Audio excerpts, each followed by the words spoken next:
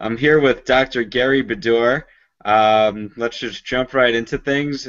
Doctor, why don't you tell us a little about your involvement in the cannabis industry and what you're working on today? Okay. My involvement right now is on many levels. Probably shouldn't be on quite so many levels, but there's a lot to be done. So right now I'm working with Cannabis State University and some courses that we'll be offering as accredited courses to help educate America. That's one of the things that we found is a great need out there is people don't know what they don't know until they know it.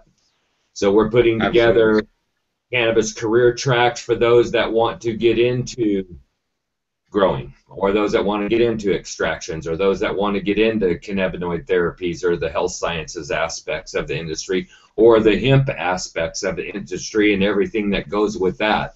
So I'm working in those areas with CCI, with the Cannabis Career Institute, with Bob Calkin, with Charlie Larson, and with many, many other people out there. I'm also working with several different people right now who have health challenges and those kinds of things, bringing them cannabinoid-based medicines out of Northern California. So I'm working on this on several different fronts right now. I was previously the dean for doctoral programs and research for two different universities, one for many, many years. And one of my staff members got very, very ill, and she passed away, and that just flipped the trigger in me, and I started using my research skills and trying to understand what's going on, what is this cannabinoids, what's happening here.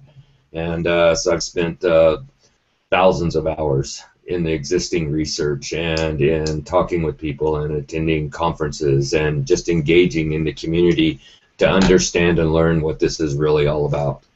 And Right. I'm happy I did that, by the way, and I continue to do so. Well, I'm happy that you did that as well. Thank you for sharing your background. So it sounds like you really got involved when, one of your staff members or colleagues got sick, and then you started researching from that point. Is that right? Well, that's right, because actually this person had went through a couple of rounds of traditional treatments, some pretty major treatments, and basically was told there was nothing else that could be done. And through some of the preliminary research I had done and everything, I got with some people in Northern California and actually got this person some medicine, and had this person turned around. And there was some people in this person's life that didn't like the idea of this person using marijuana. And 6 weeks later, she passed away, and that just flipped a switch in my life, saying, you know what, I'm not going to accept this. I'm going to learn everything I can about this and engage with everybody I can and see if we can't do something different in our country in terms of how we think about medicine and what medicines that we do use on a daily basis. So I'm pretty much bought in lock, stock, and barrel with cannabinoids. There's a lot of research to be done, but there's so much good in it. We hear the arguments frequently that there needs to be more research, there needs to be more research. Yes, I agree. There does need to be a lot more research. But you can't ignore all the anecdotal evidence that's out there. You can't ignore what's right in front of your face every day. I mean, that in itself makes a pretty strong case, and I understand the need to understand this, what goes on with cannabinoids in the human body at a much greater depth than what we do now. But I also know that it's senseless to leave people suffering and dying when we could be trying things that have shown outright through case study after case study after case study to handle so many problems for people. And I've got a long list of them I could go through with you, but I won't here for this. Awesome, awesome. So, I'm wondering, what's a key learning, or maybe something that you've learned from a mistake or failure in getting into this space that you can share with us that was something that you benefited from along your path in cannabis? Well, okay. I guess I'll just kind of go back and take it back to some of the discussions I had with my doctoral students for so many years, you need to find your area of interest. What are you interested in? And then you need to get into the existing research. What's known about this area of interest? And as you go into this and you get into the existing research and you talk with people and engage with the community and attend conferences, start to narrow it down. Narrow it down. What is your specialization going to be in this? What is that one thing that you're going to do and do really well in this industry out there, and fill that gap and stay with it? It's very easy to become highly diluted very quickly in this industry because there's so much going on in so many different directions right now. And when you get into studies and you start talking with people, the information goes all over the place, and it's easy to find yourself going all over the place with that information. So read what you need, scan what you can, and leave the rest. Find your area of focus, find your gap, surround yourself with those that are successful in that area or in areas that will support what you're doing, and be prepared for some bumps in the road. I mean, there's no doubt. All roads have bumps in them, but that's nothing but all about keeping going. Perseverance is going to be the difference in the winners and losers and those that can focus and stay focused and bring the resources they need to what it is they're doing. So that would be my advice.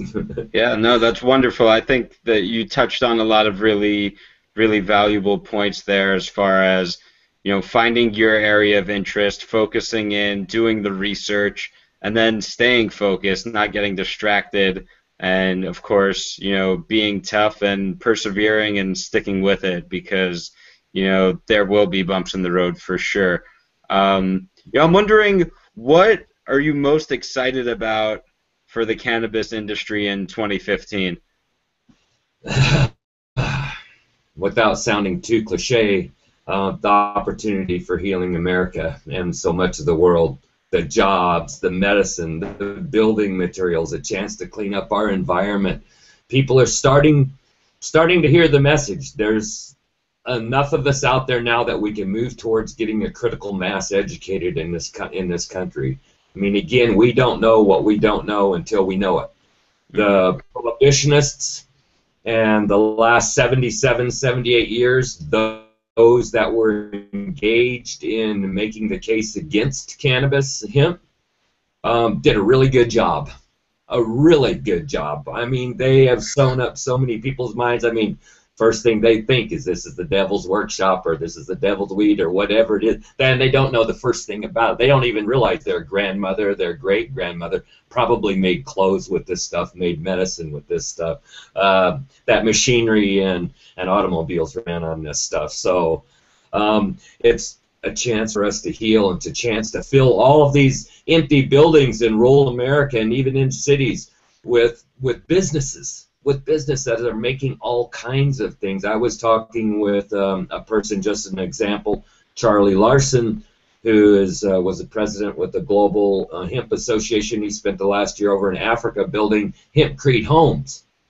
And we were talking about this in the past couple of days, and he was actually going down the list of all the different construction items and materials and just how versatile hemp is in a textile format, and I was just totally blown away. I was just excited again. There's so much that we can do in America that's different than what we're doing today that will create jobs and that is actually healthy and clean and those kinds of things. So we can scrub a lot of the prohibitionist thinking out of our minds and out of the past and bring a new day to this country, and I'm excited about it and looking forward to it.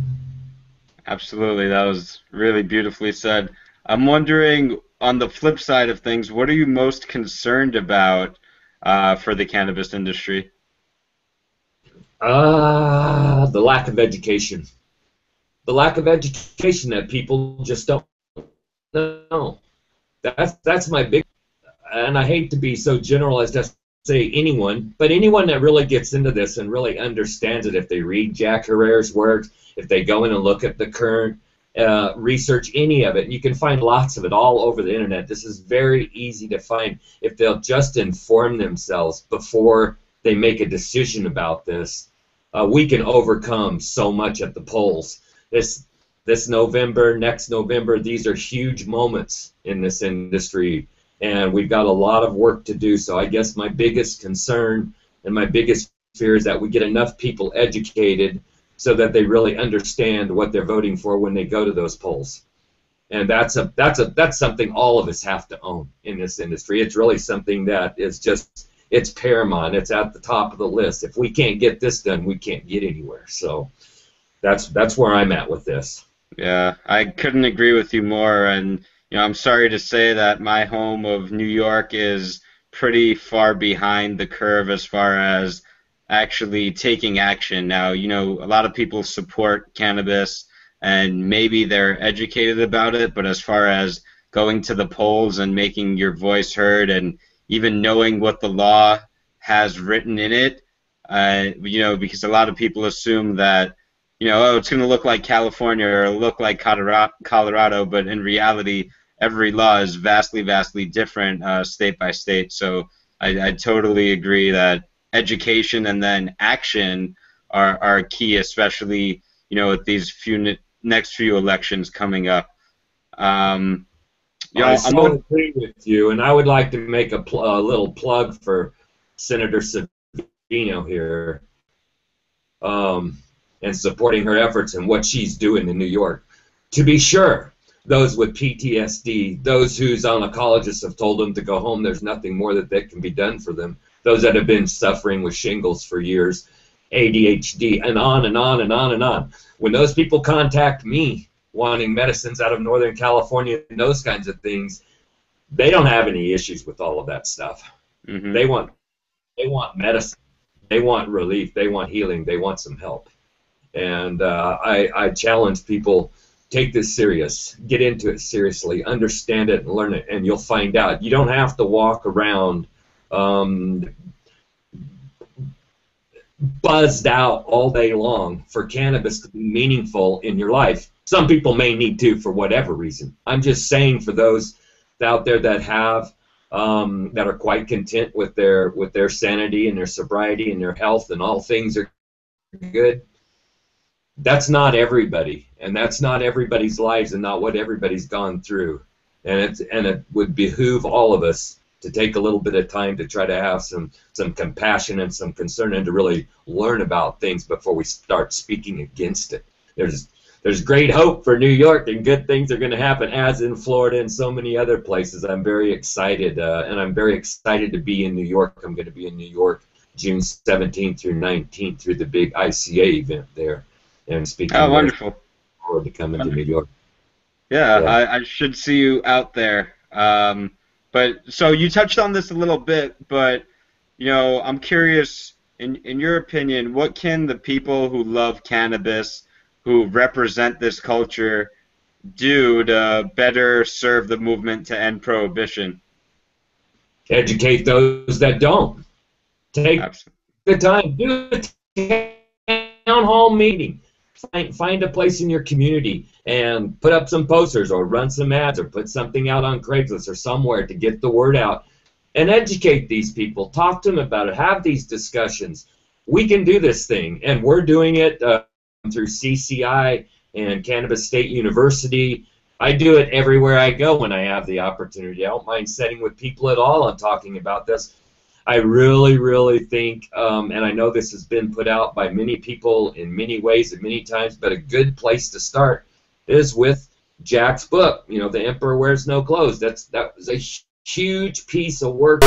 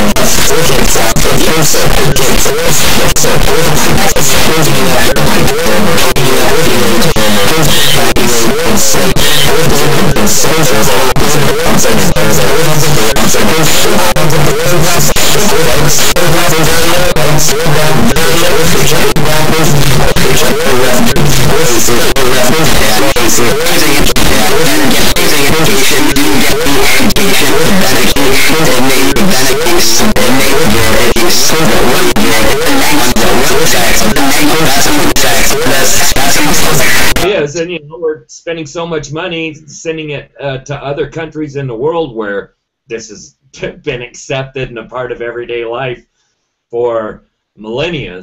I mean, we're talking of going back to the beginning of mankind. And America's the one that put this up on the stage as being something evil and promoted it as that way and had treaties done to actually remove the living that many people were making and so many things from their life. It's time for us to turn this around and let's restore America and let's restore the rest of the world and repair so much of the damage that's been done because of this. Absolutely.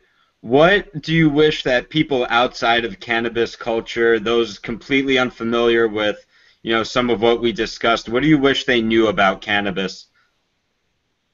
Everything. But I would say just if there was just one thing that they know, it's good for you. It's good for you. It's good for the environment. It's good for the economy. It's good for those that are suffering with all kinds of ailments. You just need to inform yourself. That's what I really wish those that don't know anything about cannabis and hemp would do, is educate yourself a little bit before you start making a case against something you don't know anything about. Absolutely, absolutely. Any parting words or announcements or anything you'd like to share with our audience? Watch for Cannabis State University coming later this year, and please get out there and attend some of these conferences. Get involved in this space and educate your neighbors and your friends. It's a worthy effort.